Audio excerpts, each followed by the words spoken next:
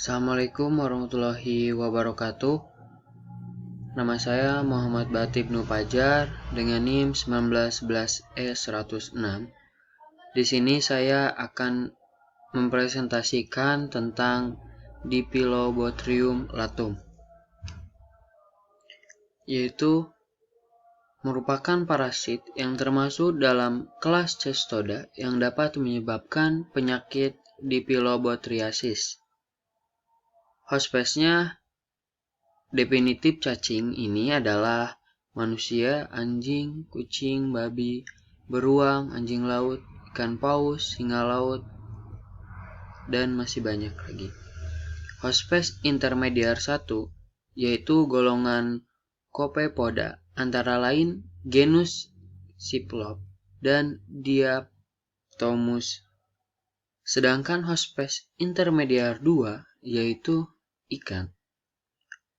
Nama lainnya cacing ini adalah cacing pita ikan, Depis tapeworm, Taenialata, broad tapeworm, Dibothriocephalus latus.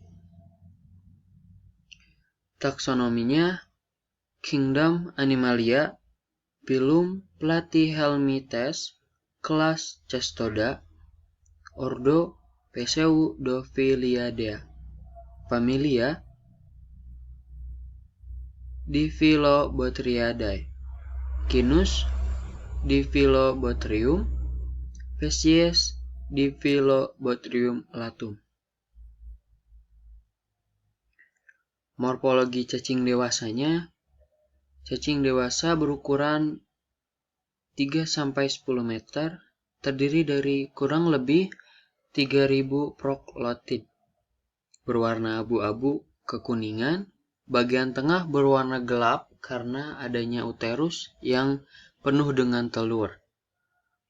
Proglotid berbentuk 4 persegi panjang.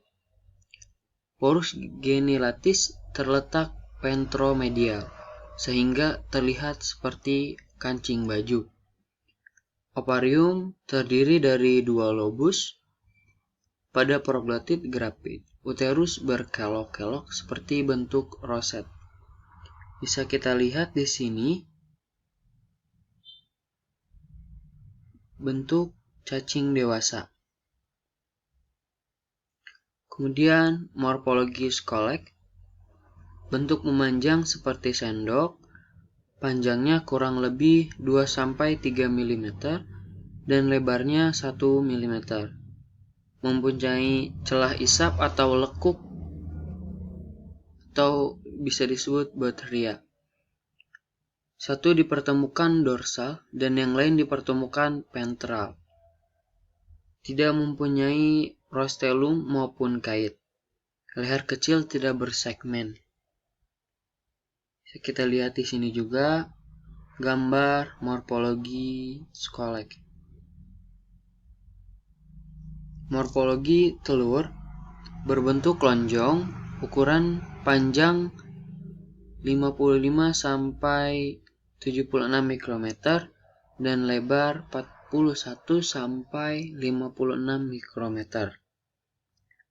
Dinding tipis dan halus, terdapat tonjolan pada salah satu kutubnya berwarna kuning kecoklatan atau kuning pucat, berisi sel opum. Dan yang terakhir, operculum nampak samar dan hampir tidak terlihat. Siklus hidupnya kita bisa lihat di sini. Kemudian siklus hidupnya, telur yang belum berembio keluar bersama tinja. Kemudian jika telur berada di air akan mengalami embrionisasi dalam bentuk sekitar 18-20 hari, lalu menghasilkan onkosper yang berkembang menjadi choricidia atau onkosper yang bersilia. Kemudian dimakan hospes intermediar 1 sampai choricidia kehilangan silia, menembus dinding usus dan berkembang menjadi larva procercoid. Lalu dimakan hospes intermediar 2 atau ikan kecil, lalu larva procercoid bermigrasi ke dalam daging ikan dan berkembang menjadi larva pleurocercoid atau Sparganum. Lalu larva Blairocercoid merupakan bentuk infektif bagi manusia. Karena manusia umumnya tidak memakan ikan kecil, tidak mewakili sumber infeksi.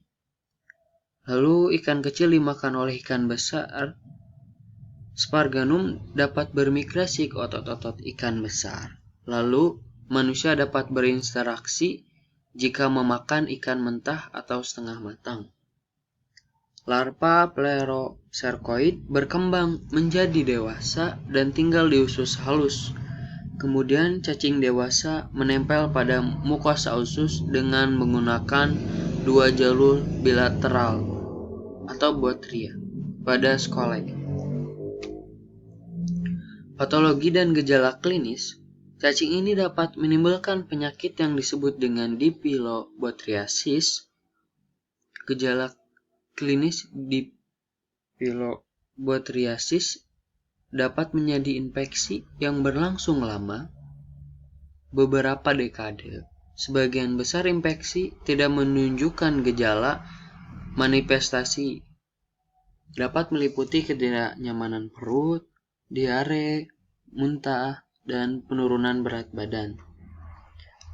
Kemudian kekurangan vitamin B12 dengan anemia perniciosa dapat terjadi. Infeksi masif dapat menyebabkan obstruksi usus. Migrasi proglotid dapat menyebabkan kolesistis atau kolangitis, atau juga peradangan kantong empedu.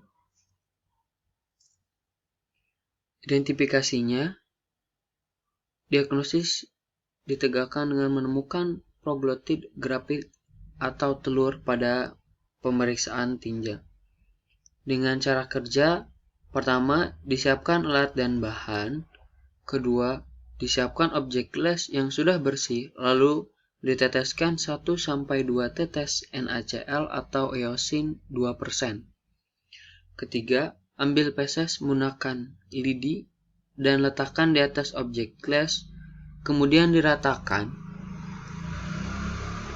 lalu ditutup menggunakan cover glass. Keempat, amati di bawah cover glass dengan pembesaran 10 kali dan 40 kali. Pencegahan dan pengobatan. Pencegahannya dengan menjaga sanitasi dengan tidak membuang air besar sembarangan dan tidak memakan ikan mentah atau setengah matang. Pengobatannya, praziquantel dengan dosis untuk dewasa 5-10 mg per kilogram. Secara oral, dapat terapi dosis tunggal. Dosis untuk anak-anak sama dengan dosis dewasa. Dengan catatan, praziquantel harus diminum dengan cairan selama makan. Dan alternatif bisa menggunakan obat niclosamide dengan dosis dewasa 2 gram sekali oral. Dan untuk anak-anak 50 mg per kilogram, maksimal 2 gram secara oral.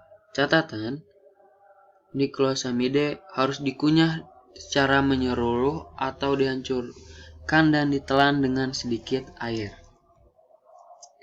Terima kasih, mungkin itu saja yang bisa saya jelaskan atau saya presentasikan.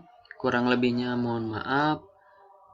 Terima kasih. Wassalamualaikum warahmatullahi wabarakatuh.